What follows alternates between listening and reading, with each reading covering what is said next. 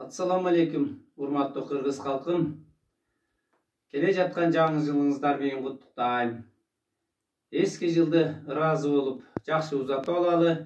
Жаңы жылды жакшы көңүл менен, жакшы пейилдер менен жаңы жылыбызды тосуп алалы. Жаңы жыл баарыбызга ынтымак, достук, береке, кут алып келген жакшы жылдардан болсун.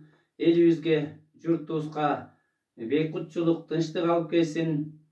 Ар дайым жакшы күндөрдө бир туугандар, куда сөөктөр менен аман эсен жүз көрүшүп, тойлордун үстүндө жүрө берели. Дагы бир жолу баарыңыздарды жаңы жылыңыздар менен куттуктайм.